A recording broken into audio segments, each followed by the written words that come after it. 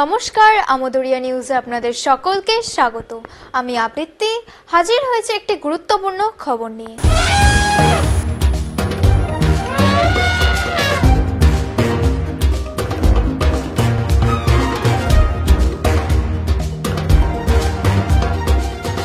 আসছে হাতি ও অভিযান। প্রতি শনিবার ঠিক রাত ৯টায় চোখ রাখুন আমোদরিয়া নিউজে। আমোদরিয়া news, voice of the marginal.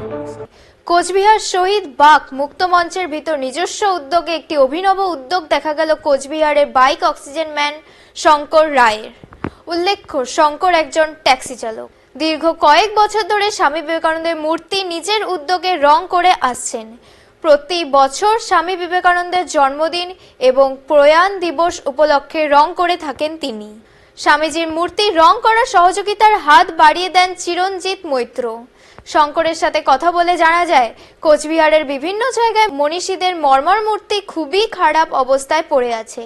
তাই কারো অপেক্ষা না করে নিজের উদ্যোগে ২ মাস পর তিনি কোচবিহারের মনীষীদের মর্মর মূর্তি রং করে থাকে। মনীষীদের প্রতিকৃতিতে মাল্যদান, ফুল নিবেদন করে ধূপকাঠি, মোমবাতি প্রজ্বলন করে শ্রদ্ধা নিবেদন করেন তিনি এবং জন্মদিন উপলক্ষে চারাগাছ বিলি করা হয়। 12ই জানুয়ারি সকলে জানেন স্বামীজি বিবেকানন্দের ১৬২তম শুভ জন্মদিন। সেই জন্মদিন উপলক্ষে দীর্ঘ কয়েক বছর ধরে আমি নিজস্ব উদ্যোগে স্বামীজির মূর্তি রং করছি এবং তার সাথে পরিষ্কার পরিচ্ছন্ন করে রং তুলি দিয়ে ফুটিয়ে তুলছি। তার সাথে রবিবার জন্মদিন পালনও করব। তার মূর্তিতে মাল্যদান, তার চরণে ফুল নিবেদন, ধূপকাঠি নিবেদন করে শ্রদ্ধা জানানো হবে।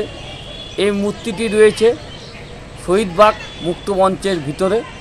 এই মূর্তিটি আমি প্রতি বছরই জন্মদিন এবং প্রয়াণ দিবস এবং ৩ মাস পর পরিষ্কার পরিচ্ছন্ন করে থাকি।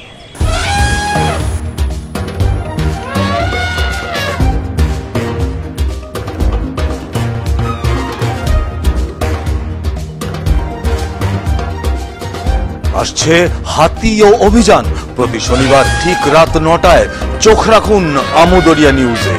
আমোদরিয়া news, voice of the marginal.